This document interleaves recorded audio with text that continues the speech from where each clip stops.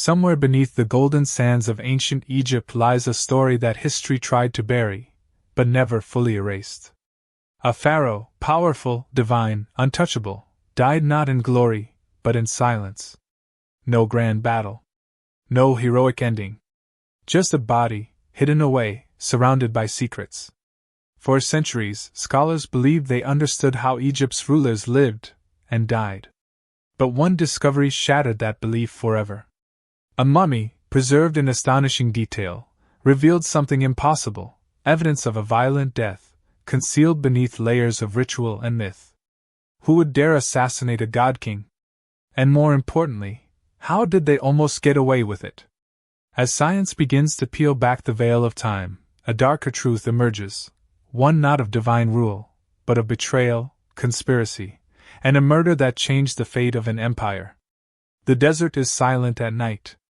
No wind, no voices, only the weight of time pressing down on the Valley of the Kings. Beneath this barren landscape lie the tombs of Egypt's most powerful rulers, preserved for eternity. But one tomb tells a different story. One that was never meant to be told. In 1886, archaeologists uncovered a mummy unlike any other. It did not rest in a grand sarcophagus. It was hidden, almost discarded, in a cache of royal bodies hastily buried together. The figure inside was identified as Pharaoh Ramesses III, a ruler known for defending Egypt against invasion, a king who was supposed to have died peacefully after a long reign. But something was wrong. For decades, his death remained unremarkable in historical records. Ancient texts described political unrest, whispers of a conspiracy, but no clear evidence of violence. It was assumed that Ramesses III had survived the turmoil. That assumption would not survive modern science. When researchers finally conducted a full CT scan of the mummy in the 21st century, the results were chilling. Beneath layers of linen wrapping, hidden for over 3,000 years, they found a deep, catastrophic wound across the throat. The cut was precise. Lethal. It had severed the trachea, the esophagus, and major blood vessels. Death would have been immediate. This was not a natural death. This was murder. Suddenly, ancient whispers took on new meaning. Among the surviving papyrus records is a document known as the Judicial Papyrus of Turin. It describes a plot, an organized conspiracy within the royal palace itself. A group of insiders, including high-ranking officials and even members of the royal family, had planned to overthrow the pharaoh. The goal was clear: replace him with another heir. But here is where the mystery deepens. The papyrus details trials and punishments, naming conspirators who were executed, forced to take their own lives, or mysteriously disappeared. Yet nowhere does it explicitly confirm the success of the assassination. Historians long believed the plot had failed. But the wound on Ramesses III tells a different story. Someone got close enough to kill a living god. And they did it from within. Even more disturbing is the identity of one of the key figures in the conspiracy, a prince named Pentawere, believed to be the son of one of Ramesses' secondary wives. According to the records, he was supposed to ascend the throne. But his fate is just as strange. His body may have been found, wrapped in a manner unlike any royal burial, possibly cursed, possibly disgraced. A failed coup. A murdered king. A prince erased from history. And yet, the official narrative of Egypt never acknowledged the assassination. Why? Why would one of the most powerful civilizations in history hide the murder of its own pharaoh? What were they trying to protect, or conceal? Because if a god-king could be betrayed, then perhaps he was never a god at all. The deeper scientists looked into the body of Ramesses III, the more unsettling the story became. The fatal wound alone was not the only anomaly. Hidden beneath layers of linen, embedded within the neck, researchers discovered something unexpected: a small amulet, carefully placed inside the wound itself. It was shaped like the Eye of Horus, a symbol of healing, protection, and restoration. But this was no ordinary burial ritual. It was damage control. Ancient Egyptian embalmers were masters of preservation. They understood anatomy with a precision that rivaled early modern science. But their role extended beyond the physical body. They were also guardians of the soul. In Egyptian belief, a damaged body could prevent the spirit from entering the afterlife. A severed throat, such a violent injury, would have been catastrophic not just physically, but spiritually. The amulet was not decoration. It was an attempt to repair what had been violently destroyed. This tells us something critical. The embalmers knew the pharaoh had been murdered, and instead of revealing the truth, they concealed it. But how did the assassins succeed in the first place? Ramesses III was not an isolated figure. He was surrounded by guards, priests, advisors, an entire system designed to protect him. To reach him required more than opportunity.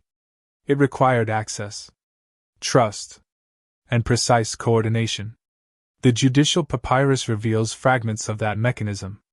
It describes how the conspirators used magic, incantations, wax figurines, ritual curses, to weaken the king's defenses. Whether these were psychological tools or genuine beliefs is still debated. But what is undeniable is the level of organization. This was not a spontaneous act of violence. It was a calculated operation involving insiders at the highest levels of power. Even more chilling is the role of communication. Messages were secretly exchanged within the palace. Names were coded. Orders were passed through intermediaries.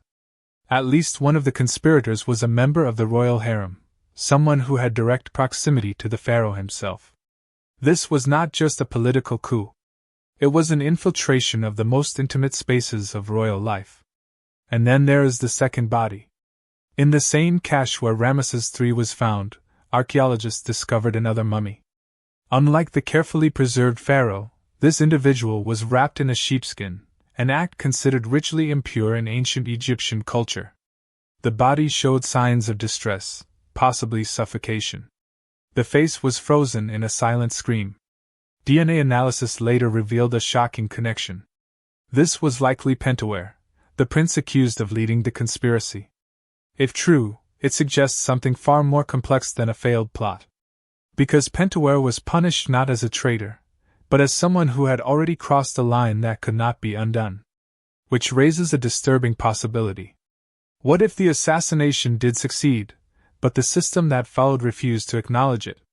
What if the empire itself rewrote reality, executing the conspirators, preserving the illusion of divine rule, and quietly burying the truth beneath ritual and myth? Because in a civilization built on the belief that the pharaoh was a living god, the idea of a murdered king was more dangerous than the murder itself. And if they could erase that truth once, how many others have been lost to history? The murder of Ramesses III is not just a crime frozen in time. It is a fracture, one that cracks open everything we think we understand about ancient power, divine rule, and the illusion of control. Because if a pharaoh, believed to be the living embodiment of a god, could be betrayed and killed by his own inner circle, then the entire foundation of that belief begins to collapse. Ancient Egypt was not merely a kingdom. It was a carefully engineered reality.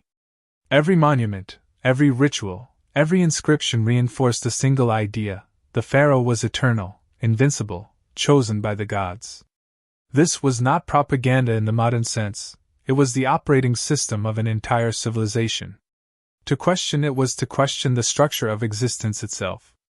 And yet, beneath that perfect surface, something deeply human was unfolding. Fear. Ambition. Betrayal.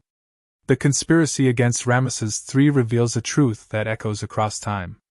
Power does not fail from the outside first. It decays from within. The guards, the advisors, the family, the very mechanisms designed to protect the king became the instruments of his destruction.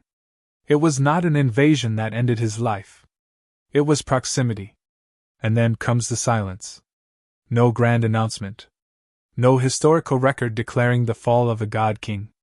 Instead, there is careful preservation, ritual correction, and strategic omission. The body is repaired. The story is rewritten. The illusion continues. Because the system could not afford the truth. This is where the implications become unsettling. If one of the most documented civilizations in human history could conceal an event as monumental as the assassination of its ruler, what else has been altered, erased, or reshaped? History is not just a record of what happened. It is a selection of what was allowed to be remembered. And science, thousands of years later, becomes the interrogator. Through CT scans, DNA analysis, and forensic reconstruction, modern technology has done something extraordinary. It has turned the dead into witnesses. The body of Ramesses III, once wrapped in silence, now speaks. It reveals not just how he died, but how far a civilization was willing to go to hide it. But even science has its limits. We know the wound. We know the conspiracy. We know the aftermath. But we will never hear the moment itself, the breath cut short, the final realization, the instant when a man who was worshipped as a god understood that he was, in the end, mortal. And that may be the most profound revelation of all. Because this story is not just about ancient Egypt. It is about us. We build systems. We create narratives. We elevate individuals into symbols of power, control, certainty.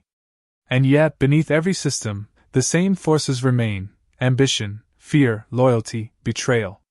The same invisible tensions that once moved through the halls of a pharaoh's palace still move through the structures of our world today.